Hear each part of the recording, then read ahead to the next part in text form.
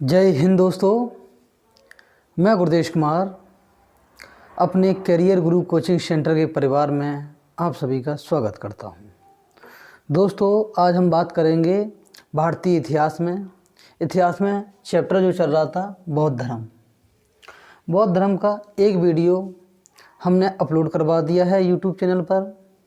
इसके बारे में विस्तृत चर्चा करेंगे आज। बौद्ध धर्म 600 ईसा पूर्व में धार्मिक आंदोलन हुए। इसमें जो धर्म निकल के आए हैं बौद्ध है, जैन है और भी सारे धर्म थे। बौद्ध धर्म के संस्थापक गौतम बुद्ध जी हैं।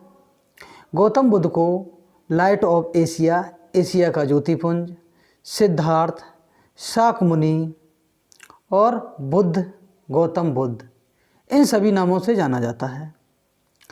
गौतम बुद्ध का जन्म 563 ईसा पूर्व में कपिलवस्तु के लुम्बिनी नामक स्थान पर हुआ था। जो कपिलवस्तु है वर्तमान में वो नेपाल में है।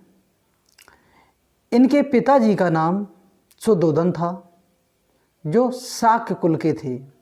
पूछा जाएगा बुद्ध जी या गौतम बुद्ध जी किस जाति से थे? क्षत्रिय जाति से थे और कुल उनका था शाक्य कुल। गौतम बुद्ध की माता का नाम महामाया था। कौलीय वंश थी। गौतम बुद्ध के 7 दिन बाद माता की मृत्यु हो गई और इनकी मौसी प्रजापति गौतमी ने गौतम बुद्ध भगवान को पाला।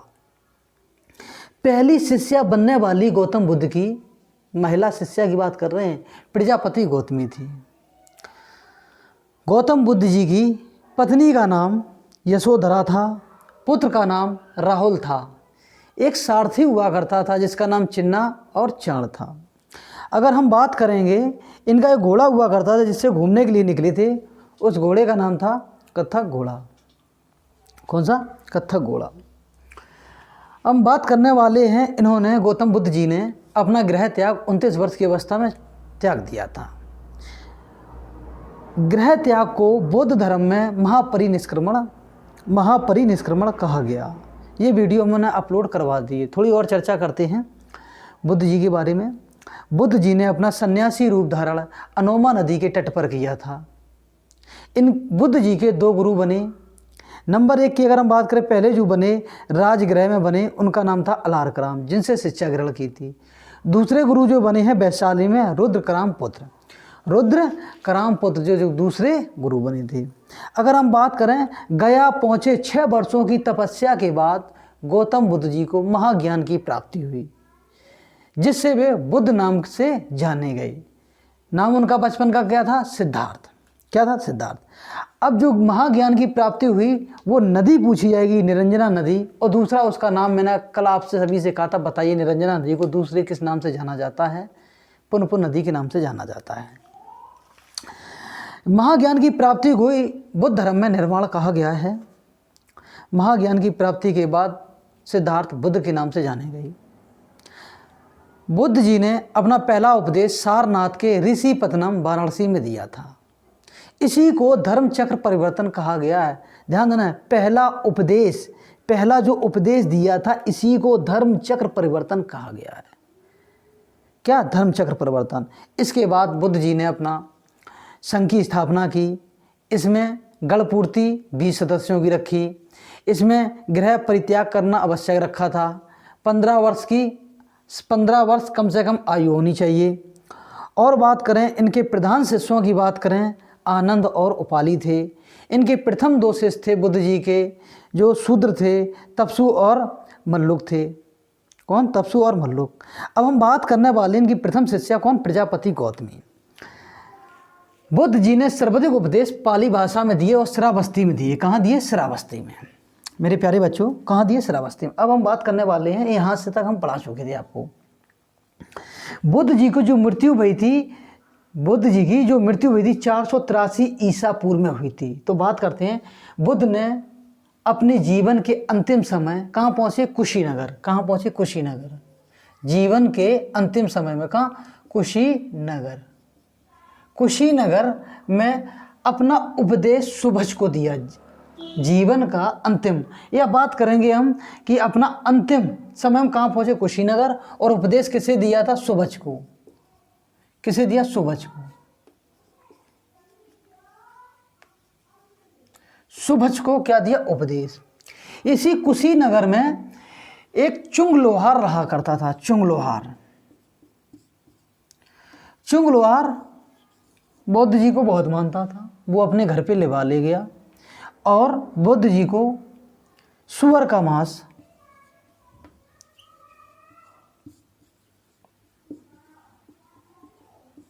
ये मैं नहीं कह रहा हूँ, बुकें बोलती हैं, ठीक है, बुक के माध्यम से मैं आपको पढ़ा रहा हूँ जो मैंने जानकारी ली है।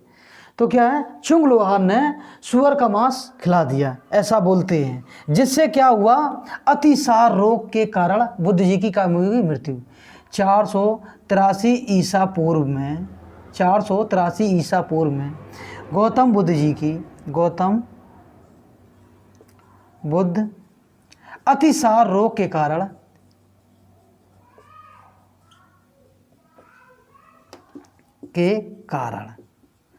इनकी क्या होगी, मृत्यु।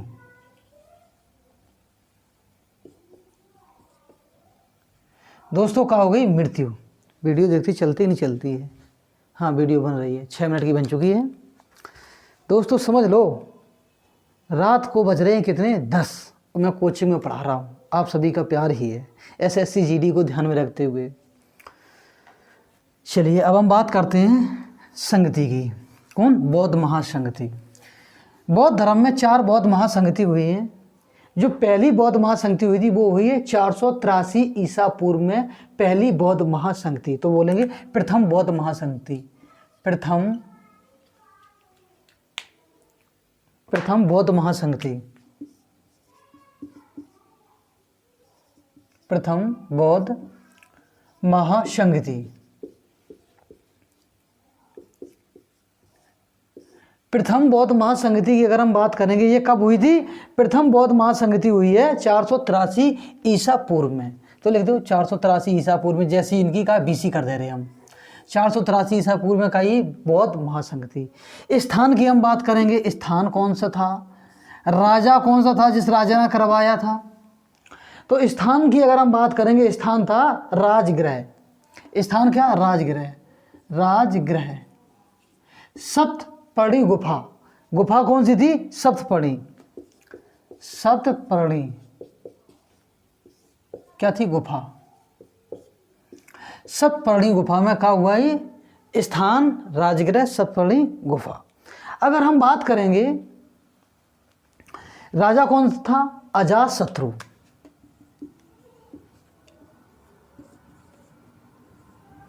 अजातशत्रु, मेरे प्यारे बच्चों, राजा कौन सा था, अजातशत्रु। ये था हर्यक वंश का राजा, हर्यक वंश। किस वंश का था, हर्यक वंश का राजा था। हम बात करने वाले हैं, इसके अध्यक्ष बने होंगे कोई ना कोई। तो अध्यक्ष किसे बनाया गया था, अध्यक्ष लिखते हैं,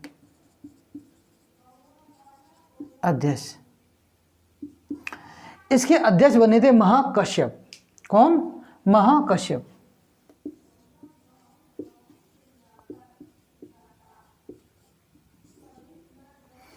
मेरे प्यारे बच्चों, ये हो गई प्रथम बौद्ध महासंगति। स्थान का नाम है राजगृह, सप्तपर्णी गुफा। कौन, सप्तपर्णी गुफा। और राजा का नाम था अजातशत्रु, हर्यक वंश का राजा। अध्यक्ष की अगर हम बात करें, या अध्यक्षता किसने करी थी, ये भी बात कर लो, लो अध्यक्षता कर दो। अध्यक्षता किसने करी, अध्यक्षता करी है महाकश्यप ने। इसके बाद हम बात करेंगे दूसरी बौद्ध महासंगति की, दूसरी बौद्ध महासंगति। लेकिन दूसरी बौद्ध महासंगति से पहले इसमें थोड़ा काम रह गया है, इसमें कार्य कुछ ना कुछ तो करवाए गए होंगे। कौन, कार्य, हाँ कार्य तो हुए हैं। कार्य क्या हुए, इसमें 2 पिटक जोड़े गए। इसमें क्या, 2 पिटक जोड़े गए। इसमें 2 पिटक जोड़े गए। इसमें 2 पिटक जोड़े गए। कौन कौन से पिटक जोड़े, हम यहाँ पे लिख देते हैं। एक पिटक का नाम है सुत्तक पिटक और दूसरा है विनय पिटक। सुत्तक पिटक, दूसरे का नाम है विनय पिटक। कौन? विनय पिटक। सूतक पिटक की जो रचना की थी वो की है आनंद ने। इस सूतक पिटक की रचना किसने की है? आनंद ने। सूतक पिटक की रचना किसने की? आनंद ने। विनय पिटक की रचना की है उपाली ने। किसने की है? उपाली ने। सूतक पिटक और विनय पिटक में किसके बारे में जानकारी दी गई है? तो सूतक पिटक में दी गई है बुद्ध की शिक्षा के बारे में, और विनय पिटक में दी गई है बौद्ध के संघ के जो होते हैं नियम। तो मैं यहाँ पे लिख दे रहे, अगर जगह ना हो तो यहाँ पे लिख दें। सूतक पिटक में बौद्ध की क्या थी? शिक्षाएं, बौद्ध धर्म की शिक्षाएं,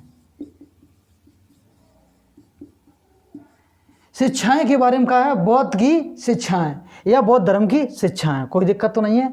और विनय पिटक में कहा है बौद्ध की, अगर हम बात करें बौद्ध संघ के नियम, इसमें क्या थे? बौद्ध संघ के नियम, बौद्ध संघ के नियम। कुछ बच्चे भी भड़क जाएंगे, नियम क्या भटक जाएंगे कि सर मैंने पढ़ा है बौद्ध धर्म की नहीं, बुद्ध की शिक्षाएं के बारे में। तो मेरे प्यारे बच्चों यही बात होती है, इसी को बोलते हैं बुद्ध की शिक्षा। बौद्ध धर्म की शिक्षा या बुद्ध की शिक्षा के बारे में लिखा कौन ने? आनंद ने सूतक पिटक में। विनय पिटक लिखा उपाली ने। दोस्तों और मेरे प्यारे बच्चों, ये दोनों के दोनों पिटक मैंने लिखवा दिया। तीसरी बौद्ध महासंगति की बात करते हैं। तीसरी बौद्ध महासंगति हुई थी 100 साल बाद, 100 वर्ष के बाद। ये भाई ये 483 ईसा पूर्व में, वह हुई है 383 ईसा पूर्व में। समझ लो कितने? 100 वर्ष के बाद। तो देख लो द्वितीय बौद्ध महासंगति, बौद्ध महासंगति, महासंगति बड़ा बड़ा लिखें तो सही से बोर्ड में दिखेगा बच्चे के मोबाइल में। 383 ईसा पूर्व की बात करें या बीसी? मेरे प्यारे बच्चों बीसी और ईसा पूर्व एक ही होता है, इंग्लिश में बोलते हैं बीसी, हिंदी में ईसा पूर्व, कोई दिक्कत तो नहीं। अगर हम बात करेंगे द्वितीय बौद्ध महासंगति तो स्थान की बात करेंगे हम, कहाँ पे हुई थी? स्थान, राजा, किस राजा ने करवाई थी, और अध्यक्ष या अध्यक्षता, अध्यक्षता किसने की थी, इनकी बात करेंगे। स्थान की अगर हम बात करेंगे तो स्थान था पाटलिपुत्र। कौन? पाटलिपुत्र, पाटलिपुत्र, पाटलिपुत्र स्थान का नाम हो गया पाटलिपुत्र। और राजा था अशोक। कौन? अशोक, मौर्य वंश का राजा था। नहीं गलत होगी, सॉरी हम गलत बोल गए हैं, एक बार ध्यान दें। स्थान का नाम था वैशाली, सॉरी स्थान का नाम वैशाली था। तीसरी बौद्ध महासंगति में पहुंच गए। कौन? वैशाली, सॉरी वैशाली, अब सही है, तीसरी बौद्ध महासंगति में पहुंच गए, सॉरी इसके लिए। और राजा कौन था? कालाशोक, कालाशोक, कौन? कालाशोक। जो कालाशोक था शिशुनाग वंश का क्या था? राजा,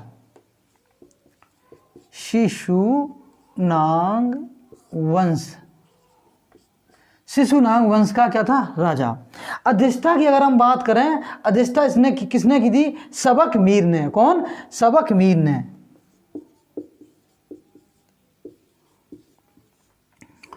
सबक मीर, इन्हीं का दूसरा नाम है सबक मीर का सर्वकामनी, हम लिख दे रहे हैं सर्वकामिनी।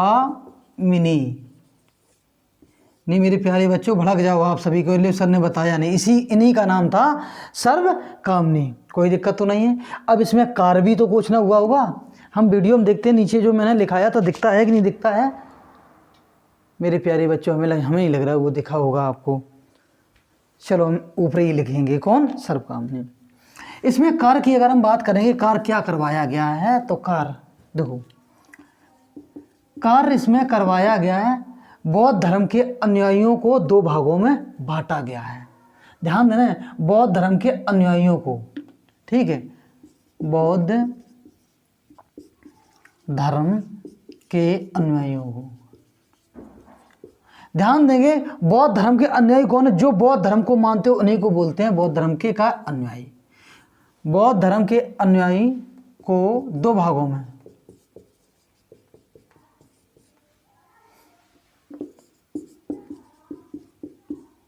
बांटा गया।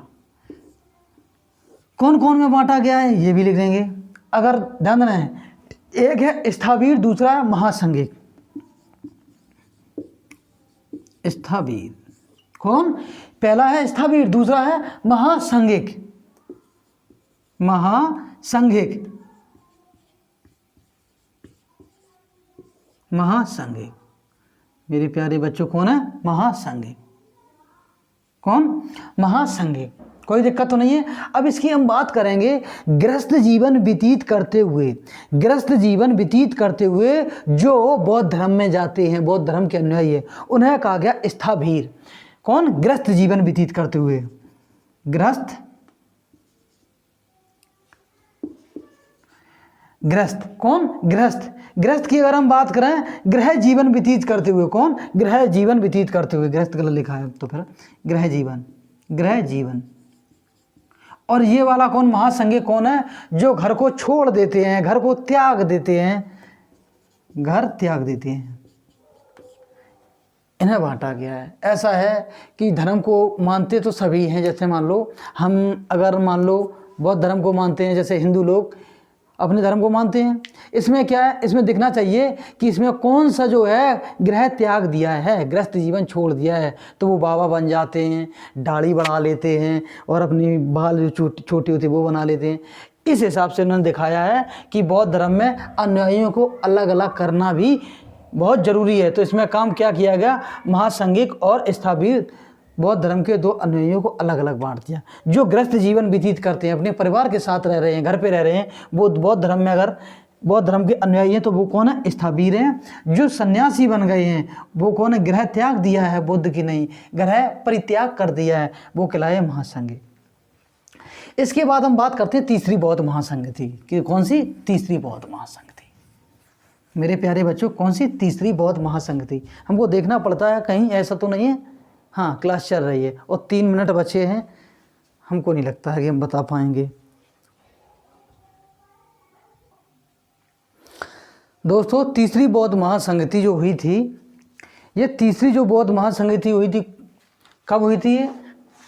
अगर इसकी बात करेंगे तीसरी बौद्ध महासंघिति की, ये चौथी बौद्ध महासंघिति की बात करेंगे तो तीसरी बौद्ध महासंघिति हुई थी 251 ईसा पूर्व में। यहाँ पे लिख देते हैं हम 251 ईसा पूर्व में। कब? 251 ईसा पूर्व में तीसरी बौद्ध महासंघिति। स्थान था पाटलिपुत्र। राजा अशोक मौर्यवंश का, अधिष्ठता मुगली पुत्रस्थ ने की। कार्य इसमें हुआ था तीसरा पिटक जोड़ा गया। कौन? अभिधम पिटक। अशोक के समकालीन बौद्ध भिक्षुओं की जीवनियाँ लिखी गई। चौथी बौद्ध महासंघिति की अगर हम बात करें तो चौथी बौद्ध महासंघिति हुई थी ईस्वी में, ईसा पूर्व में, ईस्वी में 78। कौन सी? 78 हम लिख दे रहे 78 एडी या ईस्वी में। ईस्वी कुछ वैज्ञानिक या कुछ लेखकों का कहना है, इतिहासकारों का कहना है कि 78 ना होकर 81 एडी है। कौन? 81। तो मेरे प्यारे बच्चों 78 और 81 दोनों याद रखेंगे। चौथी बौद्ध महासंघिति 78 ईस्वी में या और 81 ईस्वी में याद रखेंगे। जय ईसा पूर्व है। स्थान कुंडलवन कश्मीर। राजा कनिष्ठ था, कुषाण वंश का था। अधिष्ठता की है वासुमित्र ने। उपाध्यक्ष था अशुघोष। बौद्ध धर्म इसमें 2 भागों में बांट दिया गया, हीनयान और महायान। हीनयान और महायान में अंतर क्या था? हीनयान वाले व्यक्ति हमेशा मूर्ति पूजा में विश्वास नहीं करते थे। ये बुद्ध जी भी का है, बुद्ध जी को ही मानते थे। लेकिन महायान वाले ये मूर्ति में विश्वास करते थे और जो है गौतम बुद्ध भगवान को भगवान नहीं मानते थे, लेकिन ये वाले भगवान मानते थे। दोस्तों, आज के लिए इतना ही। कुछ बुद्ध जी की जो जीवनी के बारे में था मैंने पूर्णतः आपको बताया। ये एसएससी जीडी के लिए कारगर रहेगा। दोस्तों, आशा करते हैं आपको वीडियो पसंद आई होगी, मेरी क्लास अच्छी लगी होगी। तो इसी के साथ एक हम आपको बुद्ध जी का बोले तो पंक्ति 2-4 हम बता देते हैं। यदि कोई व्यक्ति लोगों से कम बात करता है, बुद्ध जी की पंक्ति हैं, यदि कोई व्यक्ति लोगों से कम बात करता है तो उसे घमंडी, मतलबी और बेकार ना समझें। उसे घमंडी, मतलबी और बेकार ना समझें। हर महान व्यक्ति दूसरों से ज़्यादा खुद के साथ बिताना ज़्यादा पसंद करता है। जय हिंद।